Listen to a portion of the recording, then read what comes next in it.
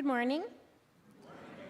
Welcome to the UU Church of the South Hills, also known as Sunnyhill.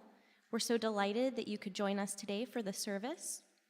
Our mission here at Sunnyhill is to create a more just and compassionate community within and beyond our walls.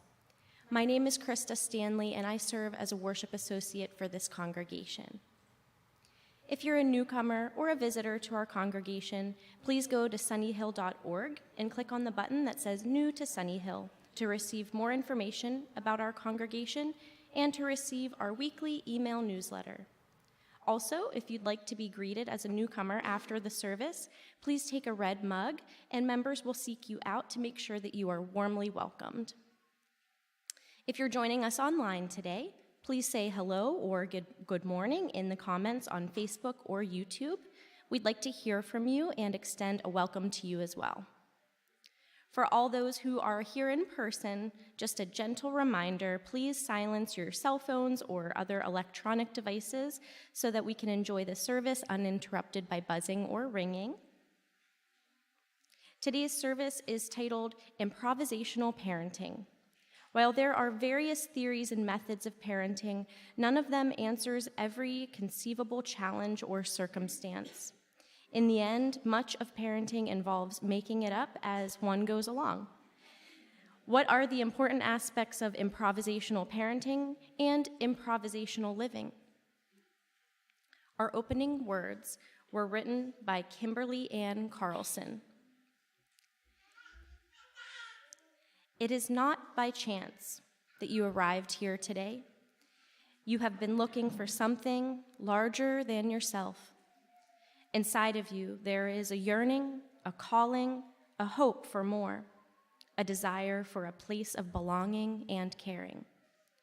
Through your struggles, someone nurtured you into being, instilling a belief in a shared purpose, a common yet precious resource that belongs to all of us when we share.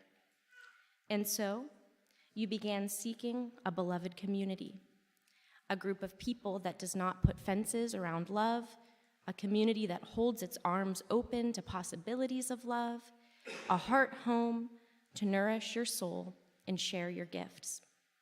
Welcome home. Welcome to worship. Please join me in saying the words for lighting our chalice.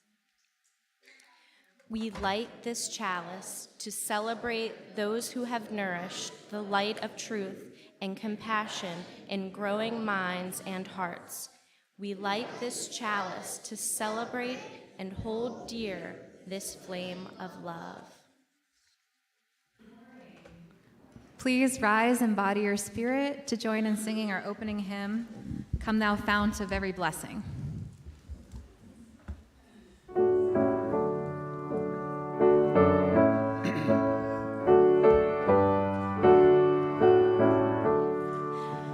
Come thou fount of every blessing, tune our hearts to sing thy grace. Streams of mercy never ceasing, call for songs of loudest praise.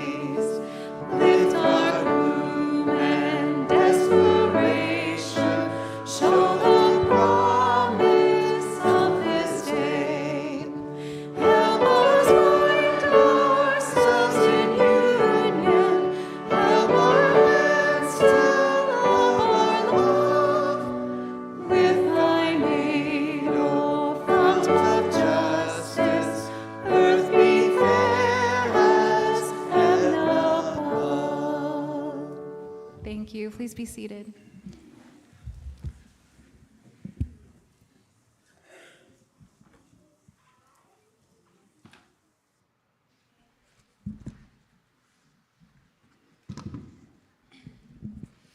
Good morning. If there are any kiddos present that want to come up for our time for all ages, now's your chance. Good morning, friends.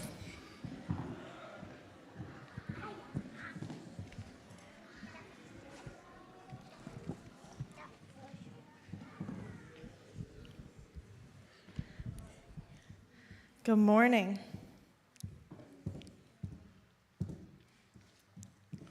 Life can feel like a circus sometimes. Sometimes I feel like I'm walking on a tightrope, trying to find balance. Sometimes I feel like I'm juggling, trying to hold on and keep things all in the air at the same time. Does anyone here know how to juggle?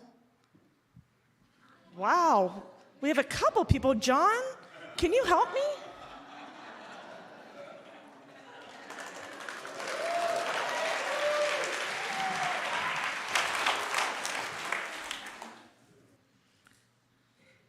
Come on down. I wish you could demonstrate how to juggle for us. If only you had something to use. Wow. I think so. We're going to find out. A juggler is an entertainer who is constantly tossing balls or other objects into the air while catching others. It's often a struggle to keep all those balls in the air so not one falls to the ground.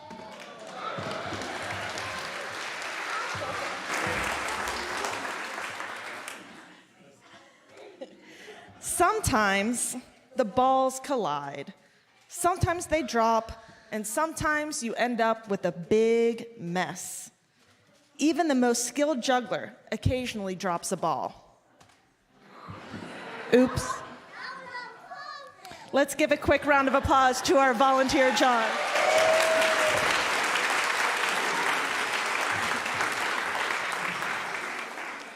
Each of us spends much of our lives juggling, trying to keep all the balls in the air. We toss up the balls of health, of happiness, of family, and work or school, all into the air to try to keep them in balance. Then there are times or situations where each of these balls suddenly feels heavier, harder to keep gracefully floating through the air in rhythm. We have to constantly renegotiate our priorities and decide which balls to let drop and which to keep still in the air. I'm not an amazing juggler or a perfect parent. I'm just me, doing the best I can to keep the most important parts of my life in as much balance as possible. Some days it means we order pizza for dinner, or the kids might get to stay up late past their bedtimes. This morning at my house, my bed is probably not made. The laundry's definitely not done. We still have a soccer game to negotiate. Tonight, I will probably scribble in forgotten details in a third grade reading log as we prepare backpacks for a new week ahead. My invitation to all of you is that it's okay to let some of the balls fall. When a ball falls, you have not failed as a parent, friend, partner, or even an amazing juggler. It just means you're a human. And with that, we will head to our religious education classes. Let's sing the kids out.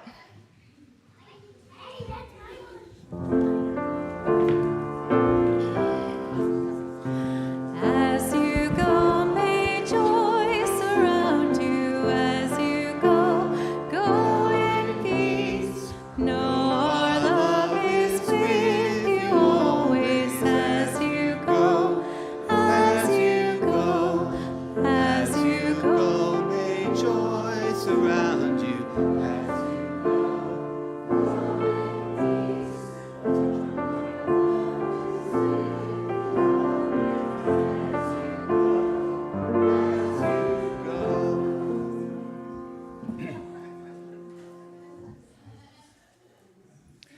just runs like clockwork on Sunday morning sometimes, doesn't it? It's amazing.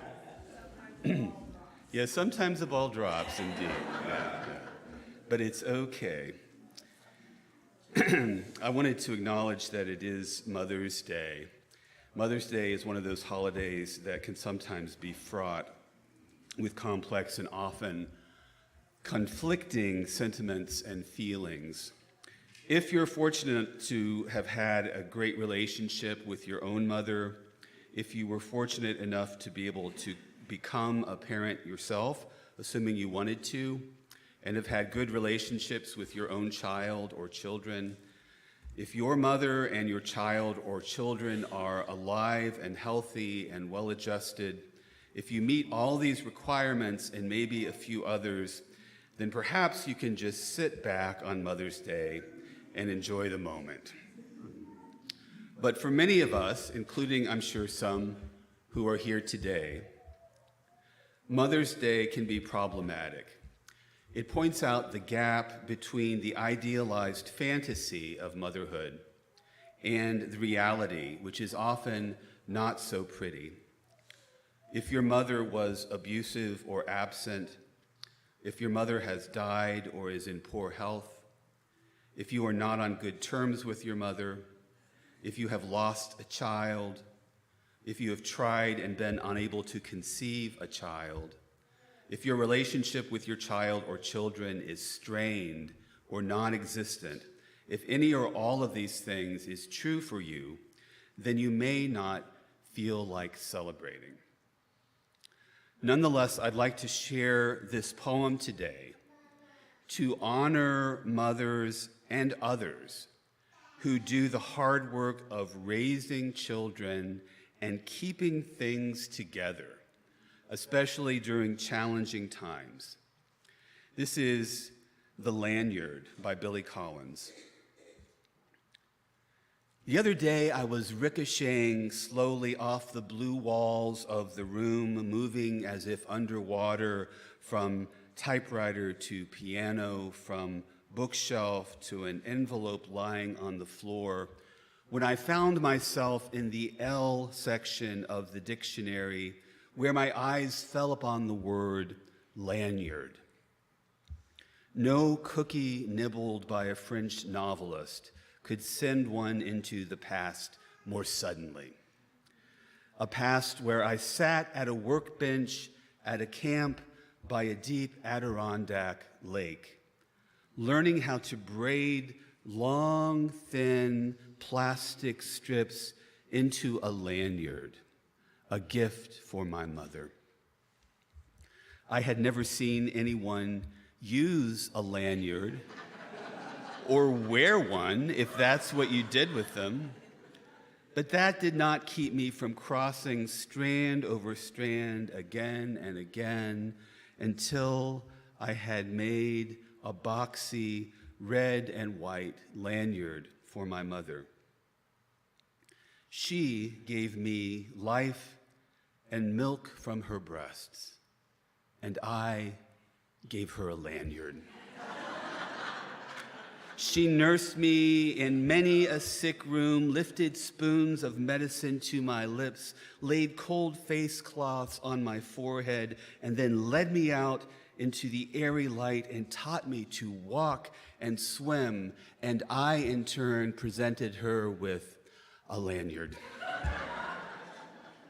Here are thousands of meals, she said, and here is clothing and a good education. And here is your lanyard, I replied, which I made with a little help from a counselor.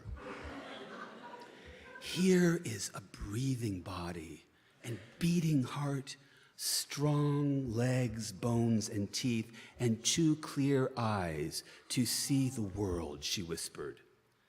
And here, I said, is the lanyard I made at camp. And here I wish to say to her now is a smaller gift, not the worn truth that you can never repay your mother, but the rueful admission that when she took the 2-tone lanyard from my hand, I was as sure as any boy could be that this useless, worthless thing I wove out of boredom would be enough to make us even.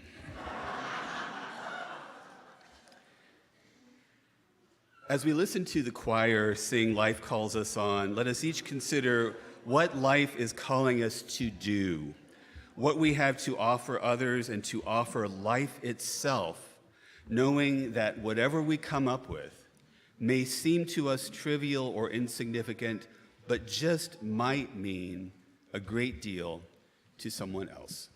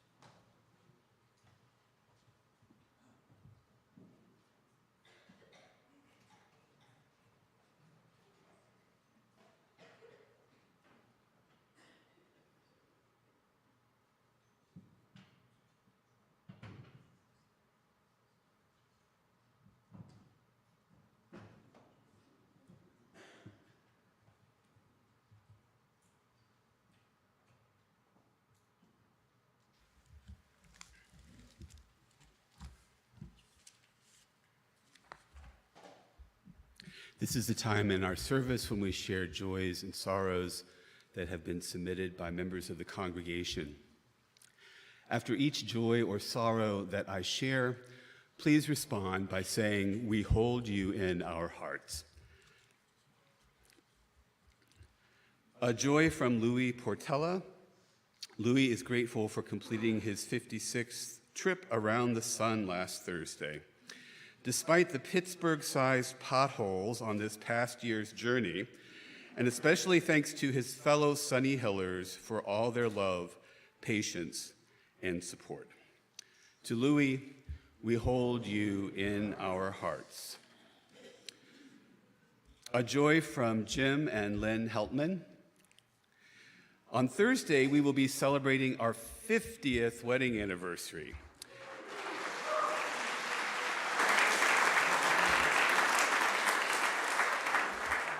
After a short trip to Bermuda, we will be taking the whole family, including 4 grandchildren, to Disney World in late June to celebrate and keep the magic going for many more years. To Lynn and Jim, we hold you in our hearts. A joy from Mike Gravitt. Mike says, "I want to say Happy Mother's Day to all the wonderful moms out there.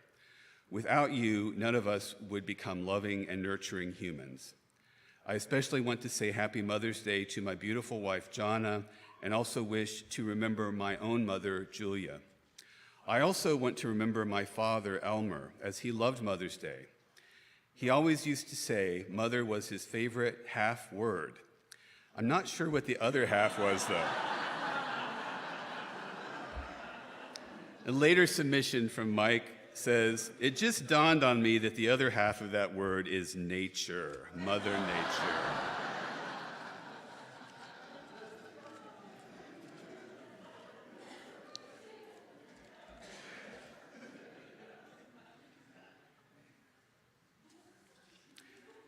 As we sing our meditation hymn, we invite anyone who feels moved to do so to come forward, light a candle, place it in the sand, and return to your seats. And remember, you can come from both sides of this table to keep things moving along.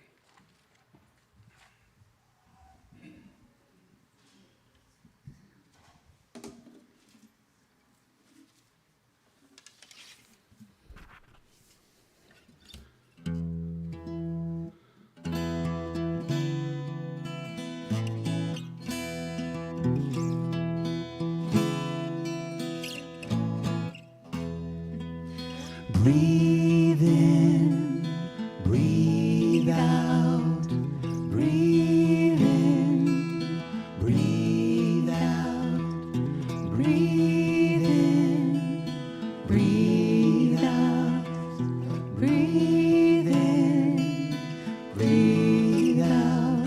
When I breathe in, I breathe in peace. When I breathe out, I breathe out love. When I breathe in, I breathe in peace. When I breathe out, I breathe out love. Breathe in,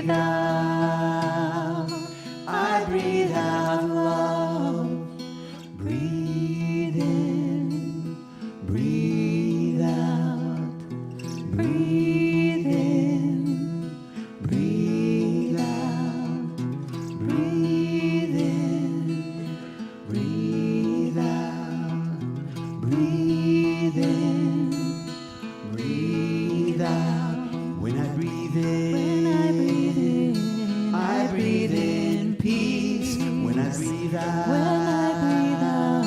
I breathe out love. When I breathe in, I breathe in peace. When I breathe out, I breathe out love. Breathe in, breathe out. Breathe in, breathe out. Breathe in, breathe out. Breathe in, breathe out. When I breathe in, I breathe in peace. When I breathe out, I breathe out love. When I breathe in, I breathe in peace. When I breathe out, I breathe out love. Breathe in, breathe out. Breathe in, breathe out. Breathe in, breathe out. Breathe in, breathe out.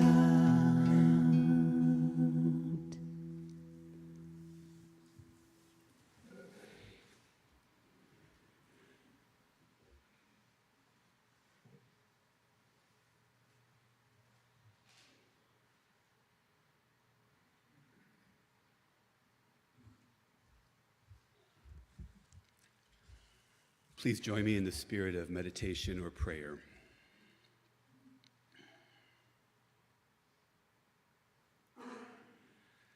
Let us pause to consider how we are cared for and how we care for others. Life starts small and grows, nourished by the earth, the sun, water, and air. Nurtured by so many caring hands and hearts. Mothers and grandmothers, aunts and cousins, fathers, neighbors, friends, and untold others. The gift of life is freely given, but sustaining life requires work, requires sweat and tears, requires sacrifice and patient perseverance, none of which comes easily, none of which is a given. Circles of caring, crying, laughing are traced by fingers seen and unseen, forming a web that holds all, a silken net that catches the fallen and the falling, that works to mend holes that sometimes fails, that frequently tires, that always and forever tries. Let us pause for a moment of silence as we consider those who have nurtured us and those whom we have nurtured.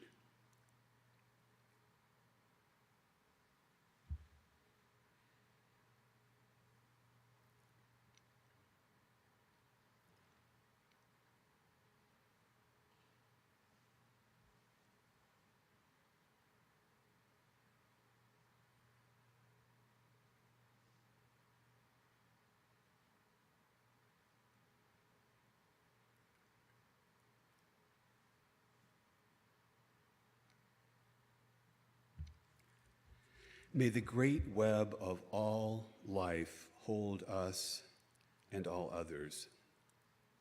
May the gentle hand of caring and compassion touch all. And may we reach out to give and receive and be love again and again and again. Amen.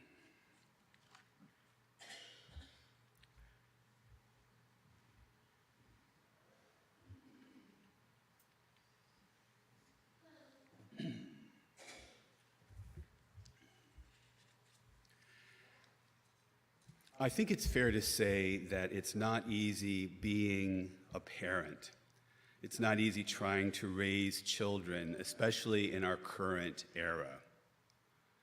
It's not an easy time for anyone, of course, but it's especially challenging if you're trying to navigate the complex path of parenting in a time when there are so many unprecedented challenges. During the first few months of the COVID shutdown, I remember having moments when I had absolutely no idea what to do next. No idea what to do next in my own life, in the life of the church, in the life of my daughter. There was just so much uncertainty and a total lack of any kind of roadmap or way through. There was an incident that occurred at our house during this time one morning when I was downstairs trying to make a cup of tea, and my daughter was upstairs trying to do online school, which is another whole sermon on its own. I wrote about it in a poem that reads as follows. In my haste this morning, my head filled with 1,000 thoughts about what I must accomplish. My heart filled with concerns for lives being lost through disease, through violence. My soul filled with a kind of weariness and fatigue that is born of restless days and sleepless nights. I knocked a mug off the kitchen counter and it fell to the floor, shattering into scattered shards. I cursed and screamed and stomped and scared our dog, who ran out to the backyard. I quieted myself as I remembered my daughter upstairs and picked up the pieces of the mug, which proclaimed proudly on one large piece that remained intact, "World's greatest dad." It was perhaps not my best moment as a parent, but it probably wasn't my worst either. Especially during the pandemic and other recent challenges, all of us have had moments of frustration and not knowing what to do next. And the challenges continue. We ask, as we find ourselves in an era of unprecedented gun violence and mass killings with little or no response from our political leaders, as we find ourselves in an era of political chaos, attempted insurrection, and a long overdue reckoning with regard to systemic racism, as we find ourselves in the middle of screaming disagreements over the validity of science and the reality of the devastating effects of climate change in the form of extreme weather, fires, floods, and the melting of the polar ice caps, as we find ourselves in the middle of all these seemingly apocalyptic events, how in the world are we supposed to raise children? What are we supposed to tell our children? And what should we not tell them? What is the best way to protect them while also giving them the opportunity to have full and meaningful lives? And how much longer are we going to have to answer these difficult questions, not just once, but again and again? The metaphor of juggling that Jen was talking about earlier is so on the mark. There are all of these competing priorities and competing needs that we're trying to keep in the air,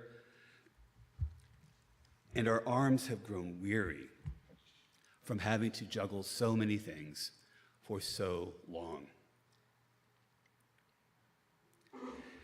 Even without the particular challenges that I just mentioned, over the past few decades, parenting has become a more complex and at times overwhelming task, as seemingly everyone has weighed in on what you should or should not be doing as a parent. There are all these different parenting styles and identities: attachment parenting, helicopter parenting, free-range parenting, slow parenting, and over-parenting. There are a lot of judgments that are rendered on parents based on their so-called parenting styles. Parenting has become in many ways fraught with peril because of the amount of judgment that people heap up on you. Expectations of parents have risen, and with these rising expectations, stress levels have risen as well. So it is in this context that today's parents must face the already daunting challenge of raising children. We have a strongly held belief that there are right ways and wrong ways of parenting, but we have no real consensus about what those ways are. We just know that whatever parenting decisions we make, whatever parenting style we choose, whatever parenting manual we elect to follow, we're always doing it wrong according to one source or another. And the reality of parenting is that whatever you've read in books, whatever programs you watched or subscribed to, parenting is something that takes place in this moment. Things happen fast, and you don't usually get a chance to consult your parenting manual before making a decision about what to do.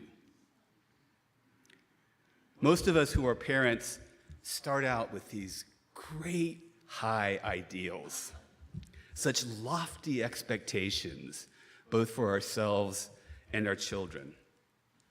And then life happens, and we have to let go of some things. For Marta and me, when we were parents of a toddler, we had to get over the idea that we could reason with our 1-year-old to get her to behave as we wished she should. She didn't care about reason. So when our daughter Ella was a toddler, she was what some parenting experts call a boundary tester. She was always exploring the limits of what was acceptable to us. What we learned was that there were some responses to this boundary testing that were more effective than others. Our tendency was to choose a relational approach to our parental authority, when maybe a positional approach would have been more effective. A relational approach is the authority that you gain over time and trust that is built. And a positional approach is because I said so. For example, if she was throwing food on the floor, we'd respond by saying something like, "Sweetheart, I'd really rather you not throw your food on the floor." Or, "I don't want you to do that right now." Her stock response in these situations was to pause just for a second, to take it in, smile at us, and say, "I do it anyway."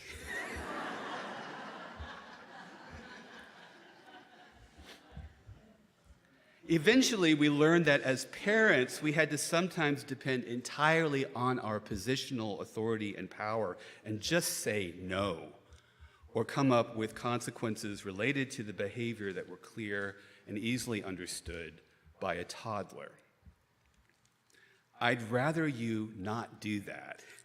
Just is not enough in some circumstances. My point here is that much of parenting and much of living is by necessity improvised. Life as we live it is much more like free-form jazz than it is like a Bach concerto. Jazz, of course, is a uniquely American art form, in fact, a uniquely Black American art form. The Black experience in America has been one of having to learn to improvise, having to learn to adapt to circumstances largely beyond one's control, and how to create from suffering and uncertainty something beautiful. The truth is that the way life unfolds for any of us is much less predictable than we like to think that it is. So you better be prepared to adapt and to improvise. Knowledge and preparation only get you so far. At some point, you have to take a leap into the unknown. Agnes Martin was an abstract painter who wrote and talked a lot about art. She said this: if you live according to human knowledge, according to precept, values, and standards, you live in the past. If you live entirely in the past, you will not know beauty or happiness, and you will not, in fact, live. This is not to say that knowledge and values have no place in life. Certainly, they can be and are extremely important. But it's what you do with this present moment that is of utmost importance. In other words, living is more important than knowing. Improvisational parenting and improvisational living suggest a path rather than a destination. It is a path grounded in moderation, not relying too heavily on either our positional or relational authority, and not leaning too far toward being too strict or too permissive. It is a path grounded in compassion, compassion for ourselves when we make mistakes, which we inevitably will, or when we are down to our last nerve, which is also inevitable, as well as compassion for our children who need it even when they're behaving abominably. The path I am pointing toward is one grounded in humor, which can sometimes be a lifesaver. As one parent posted on Twitter once, when it comes down to it, parenting is basically snuggling and watching everything you've ever owned gradually be destroyed. Maybe not quite that bad. In the end, all we have is this succession of moments, one after another. We can choose to live those moments, sometimes laughing and sometimes crying, or we can let them pass us by. Sometimes we'll feel incredibly lucky, even proud of what we're doing. And sometimes we'll see the shattered mug on the floor, reminding us that we probably are not the world's greatest anything. Improvisation is the art of learning to live in the present moment, to listen, to respond, to surrender to what is, and to create, often with others, something beautiful. We are living in uncertain times. It is not clear where we're going as a country or a society. It's not clear what will happen next. with the environment, with the situation in Eastern Europe, with our fragile democracy here in the US. Each 24-hour news cycle brings yet more uncertainty and seeming chaos. Life is coming at us fast and hard. If we are to have any sense of living and creating life during these times, we need to learn how to improvise.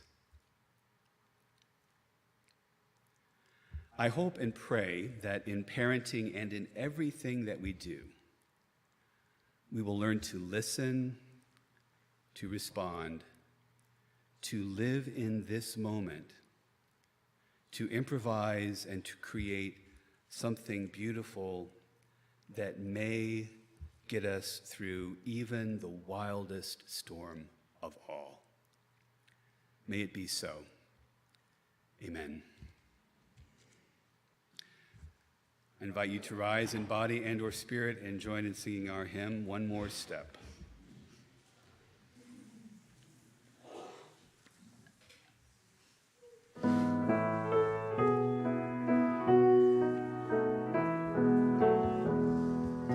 One more step, we will take one more step, till there is peace for us and everyone will take one more step. One more word, we will say one more word, till every word is heard by everyone. We'll say one more word. One more prayer, we will say one more prayer, till every prayer is shared by everyone. We'll say one more prayer. One more song, we will sing one more song, till every song is sung by everyone. We'll sing one more song. Thank you. Please be seated.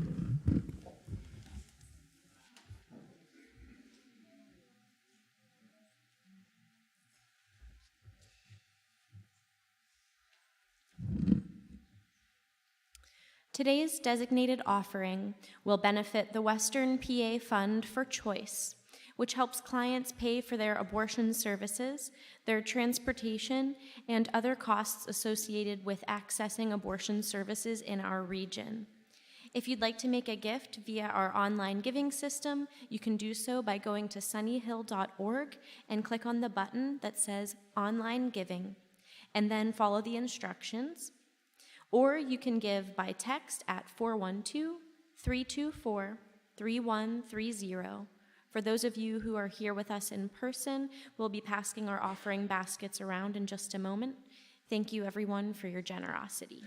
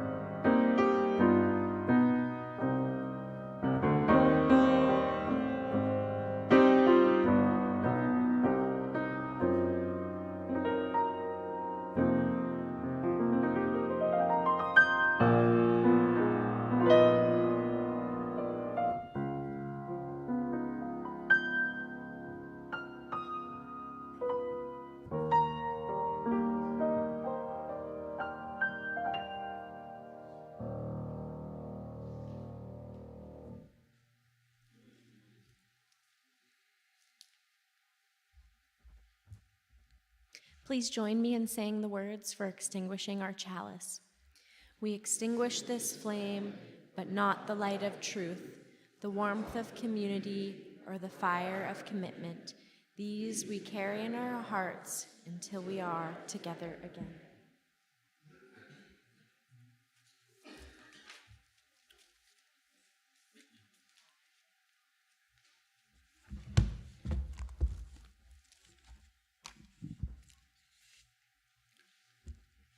We'll close with these words.